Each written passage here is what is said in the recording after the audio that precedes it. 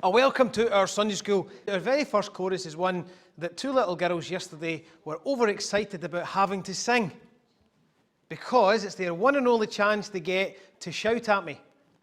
Yes? Yes? So, let's sing the extra chorus.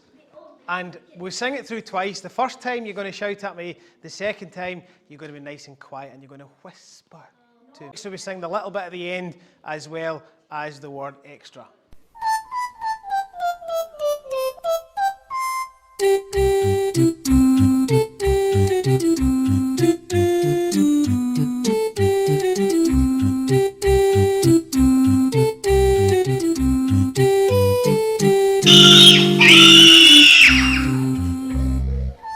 Once more, you've got to whisper.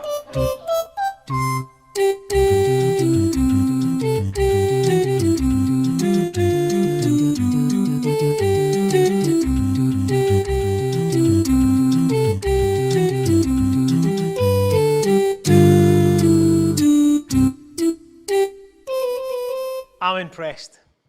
Nobody got it wrong, and yet everybody said it. That was impressed. I'm impressed. Good news. It is good news because that's what the gospel, you know the word gospel that we sometimes talk about?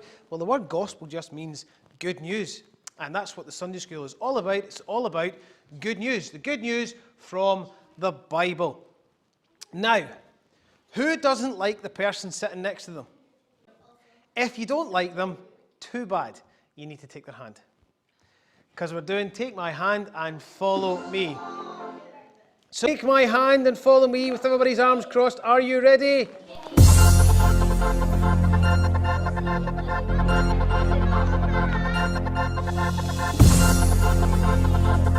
You ready? 3, 2, 1.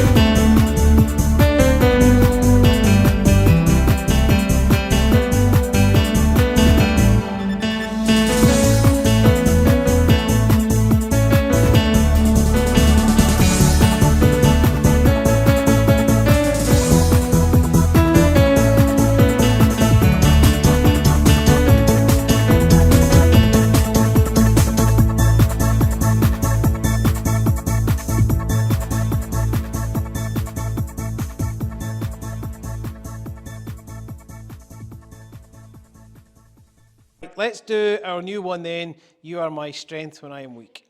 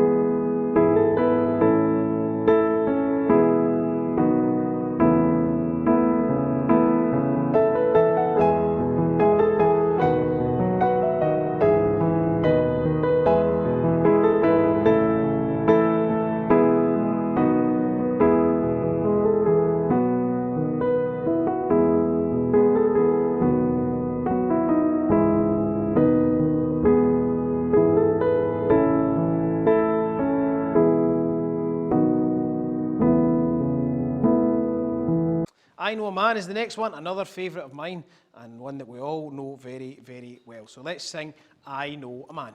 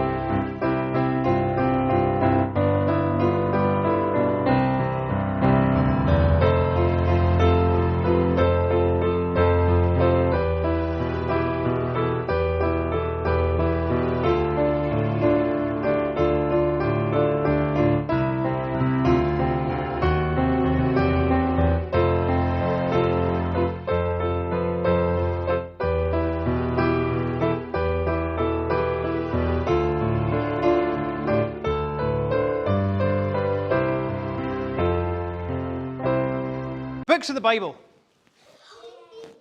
Let's sing them first. We'll do the faster one to make sure everybody can keep up, but remember the New Testament slows back down because that's what we're just learning at the moment. But let's do a practice run.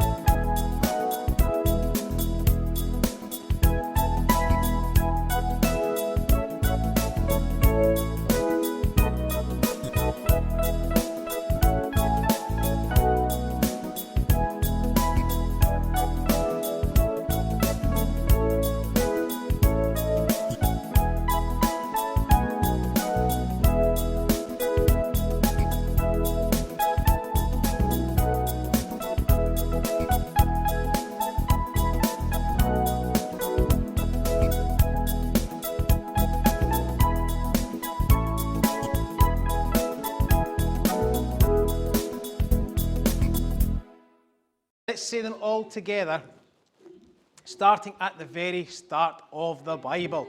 Are you ready? From Genesis, right at the start, we are going to say them all through. Are you ready? Genesis, Exodus, Leviticus, Numbers, Deuteronomy, Joshua, Judges, Ruth, 1 Samuel, 2 Samuel, 1 Kings, 2 Kings, 1 Chronicles, 2 Chronicles, Ezra, Nehemiah, Esther, Job, Psalms, Proverbs, Ecclesiastes, Song of Solomon, Isaiah, Jeremiah, Lamentations, Ezekiel, Daniel, Hosea, Joel, Amos, Obadiah, Jonah, Micah, Nahum, Habakkuk, Zephaniah, Haggai, Zechariah, Malachi. New Testament. Matthew, Mark, Luke, John, Acts, Romans, 1 Corinthians, 2 Corinthians, Galatians, Ephesians, Philippians, Colossians. going to add on 2 more. Ready? 1 Thessalonians, 2 Thessalonians. Okay, so we'll add those 2 on just because we get the firsts and the seconds. All right, when we get to near the end of the New Testament books, we're going to have 1 John, 2 John, and 3 John. Because John's got 3 epistle books as well. Right, let's move on. Every blade of grass. Come on.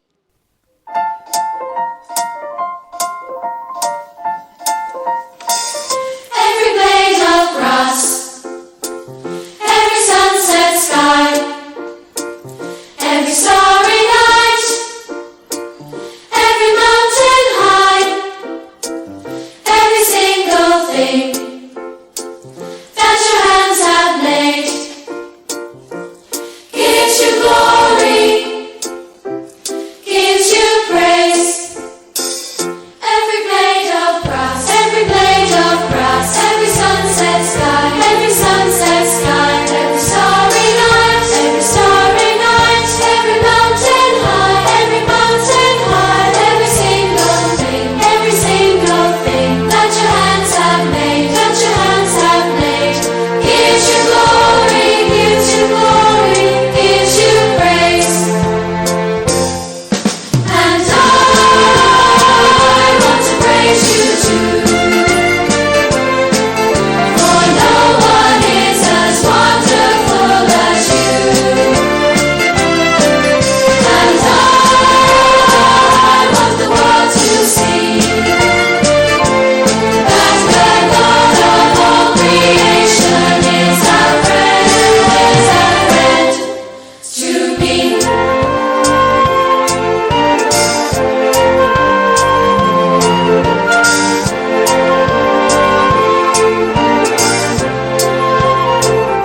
Every bird that sings, every shining sea, every blooming flower, every towering tree, every single thing that your hands have made, gives you glory, gives you praise. And I want to praise you too, for no one is as wonderful as you. And I want the world to see that the God of all creation is a friend. And I want to praise you too, for no one is as wonderful as you. And I want the world to see that the God of all creation is a friend to me.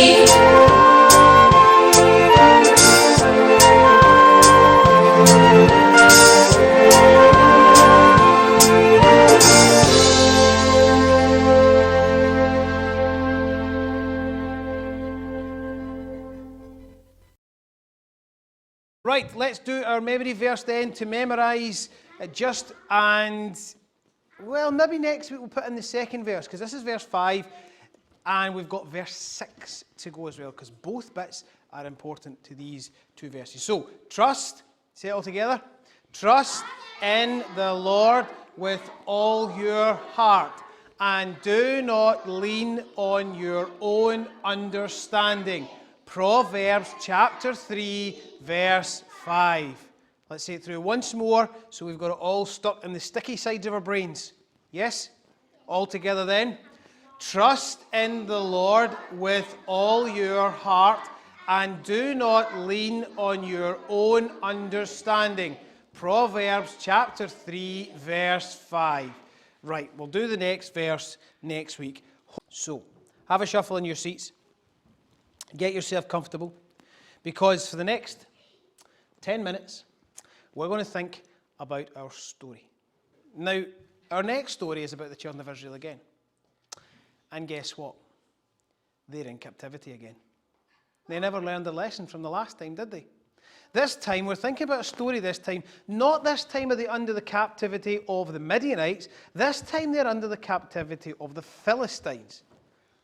The Philistines. Philistines. And the Philistine army and the nation of the Philistine nation, they had captured the children of Israel. And the Bible tells us that not only they captured them, they kept them under captive for 40 years. Imagine being a prisoner in a foreign land or a foreign country for 40 years. Well, the children of Israel were captives to the Philistines for 40 years. But in that period of time, God sent judges. And they judged the nation of Israel. This is before they had a king. They judged the nation of Israel. And that was how God kept the children of Israel under control. And the story we're going to think about, we start the story today, but it goes on for 2 or 3 weeks. And we're thinking about a man that God sent. But before he was sent to do God's purpose, well, he had to be born first, didn't he? So we're going to think about how he was born. We're going to think of a man called Samson. Now, Samson, well, he's not born yet when we start our story, but we're introduced to 2 ladies. This man is called Manoah. It's a strange name, isn't it? Manoah. Well, anyway, Manoah was the man's name. And he had a wife. And they lived in a city together. And they were very nice people. They spoke to anybody who spoke to them. They were very kind to the people around about them. But there was one thing that they did in their lives that was always an earmark, always something that people could pick out and see and observe. And that was that Manoah and his wife, they always prayed. They always prayed. And in the course of their life, they had trusted in that God would meet them in all their needs and provide for them where they needed to. But there was one thing that they really prayed for a lot that they hadn't had. And they really wanted a baby. But unfortunately, Manoah's wife wasn't able to have children at that point in time. Well, God had a plan. Remember our memory verse says, trust in the Lord with all your heart, and do not lean on your own understanding. Well, this was really the evidence of Manoah's faith, because they believed that God had a plan. They knew that they wouldn't be under the Philistines' control all the time. They knew that one day God would free them, and they prayed that God would move, that God would work, and they also prayed that God would give them a baby. Well, one day, when Manoah's wife was out, she was working, and she was gathering bits and pieces, and this man spoke to her and said, I've come from God. And she looked at him and she said, really? Yes, I've come from God, and I've come to tell you a special message. I've come to tell you that a son is going to be born. Wow. And this was a massive surprise and a huge shock to Manoah's wife, and she was afraid but yet excited. Now, you can see just how the artist has drawn the picture of this man. There's something about him that's a wee bit different from the other type of people that we see. Can anybody think what that is, Penny? His clothes are shiny. The artist has tried to capture this and the fact that the man's clothes are shiny, because the Bible tells us that it wasn't just a man who was speaking to Manoah's wife. This was an angel sent from God. And God had sent the angel down to speak to Manoah's wife and tell her that she was going to have a baby boy. Well, she was so shocked and yet so excited that she didn't know what to do. And the angel disappeared and went away. And she ran to her husband. She said, Manoah, I've just had a talk. I've just had a message from God. I've just had a chat with an angel of God. And he has told me I'm going to have a baby. Not only that, he's told me I'm going to have a baby boy. Manoah, he was just shocked. I can't believe it. I can't believe it. I need to hear this for myself. And so, the first thing he did after hearing this from his wife was he went and he prayed. And he prayed to God, and he said to God, he said, God, I know you've sent a message to my wife, but I really need to hear it for myself. Can you please send the messenger again so that I can hear it for myself? And not only that, he says, if we are to get a child, can you please tell me how I'm to let the child grow? Wouldn't it be great if we could go to God and get an instruction manual on how to raise a child? Never. Unfortunately, there isn't enough paper to write an instruction manual for how to bring up a child, because everyone's different, everyone reacts differently, but God had a plan for this particular child. And as Manoah was praying to God, he was asking God, please tell me how we are to bring up this child. And he finished praying and he left it with God and he went about his daily business as normal. The Bible doesn't tell us exactly how long it was later, but it does tell us that Manoah and his wife were out working in the field or out working outside. And as they were working, it looks like they're cooking in this one here. As they were working there, this man appeared again to Manoah and his wife. And they appeared to Manoah particularly, and he said, Manoah, I am the messenger from God who is here to tell you that you and your wife are going to have a baby boy. And Manoah says, I believe it now. I really do. I believe it now. But please tell me, how am I supposed to bring up my child? How am I supposed to bring him up properly? And the angel of God said that the way it was going to be was that he was going to take a Nazarite's vow. Now, what did that mean? Well, a Nazarite's vow meant a few things. It meant that in his life, there were certain things that he would not do in the course of his life, and he had to vow that he would never do them. But as Manoah was talking to the angel of God, he said, but how do we know what to do when the baby comes along? And the angel of the Lord said, Manoah, your wife will become a Nazarite, so that she can live as she is growing, the baby inside her, and as she lives as a Nazarite, so Samson, the child that will be born, will be able to live as a Nazarite as well. Now, here's a few things that she was going to do. She was not going to touch grape juice, or wine as the Bible called it. Now, if you look back at this picture here, what's in the picture there? Grapes. Because that was one of the things that they would have drank in those days, is grape juice, or they called it wine. It's not like the wine we have today, but the wine that they would have had in those days was grape juice, slightly more fermented than normal, but it would have been grape juice. And she was told that she would not be allowed to drink grape juice anymore. And she was also told then that as she grows, she will never touch a dead body. And she will never touch her hair. It was to grow as long as was natural. She wasn't to touch it with a razor or scissors or anything that would cut her hair. And she had to live her life not just doing these things, but in a promise to God that she was going to live faithful before God. And as the baby was growing inside her, it would grow, and eventually the baby would be born, and as Samson would grow up, he also would follow these Nazarite vows. He would not drink wine, he would not touch a dead body, and he would not cut the hairs of his head. Now, those three things are very important, because as we go through the rest of the stories about Samson, you will find that each one of these crops up. So remember them. No drinking wine, no touching a dead body, and no cutting the hair on his head. And Samson, he was going to be vowed before God to live his life in a promise, not only to his parents, but before God, that he would live faithful to God.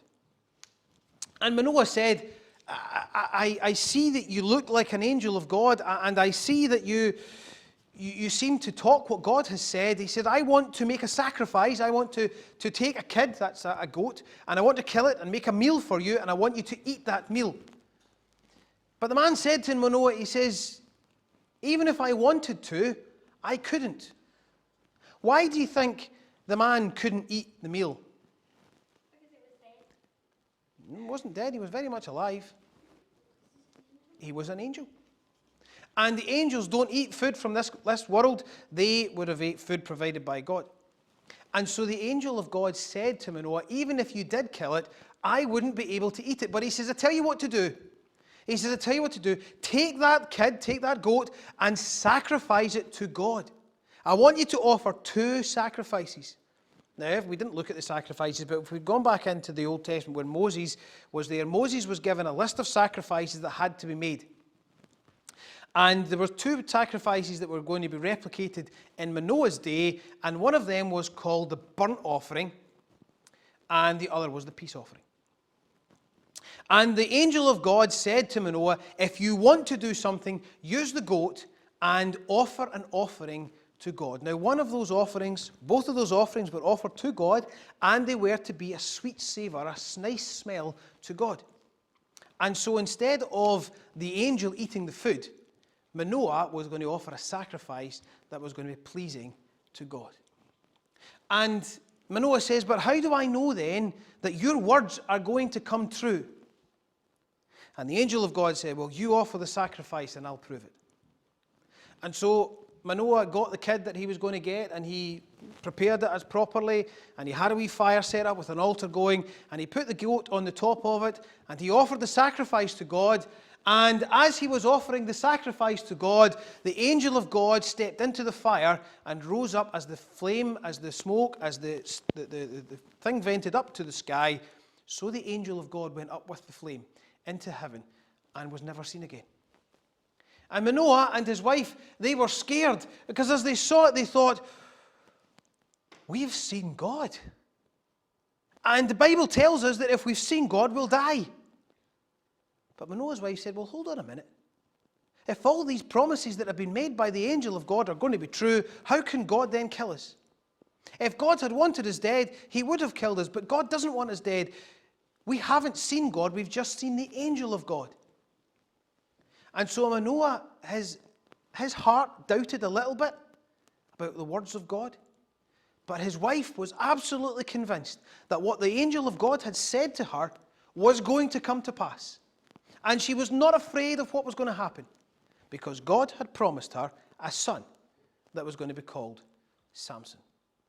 Well, the Bible tells us it wasn't that long after that, at least 9 months, but it wasn't long after that till the boy was born. And there was something very unique about this man. Something very unique.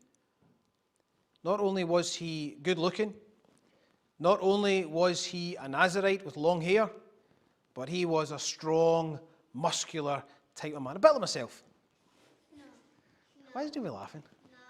Well, see, I look at this next picture and I think it's a picture of me. Yeah, right. What's wrong? Yeah, right. This is Samson. The Bible tells us that Samson was an extremely strong man. He was very powerful. He was very strong. He was exactly what God had asked Manoah and his wife to make him. And as Samson grew up from a baby right up to he was, I don't know, maybe he's a young, late teenager, early 20 or there in that picture, I don't know. But whatever it was, he was always faithful to God. He never drank wine. He never touched a dead body. And look at his hair. His hair's strawberry blonde with long locks of hair. Because he was faithful to God. And all the way through his early life, all the way through it, he was faithful to God. He held up the Nazarite vow. He never drank wine. He never touched a dead body. He never cut the hairs on his head. And he lived faithful to God. And he was then going to be used by God to judge the children of Israel. Even though they were under captivity by the Philistines, he was still going to judge the children of Israel. But next week, we'll find out more about Samson and the rest of his life. And I think there's another 2 parts to this story. Right. Kenny, you need to shoot. Bye. We will see you all next week.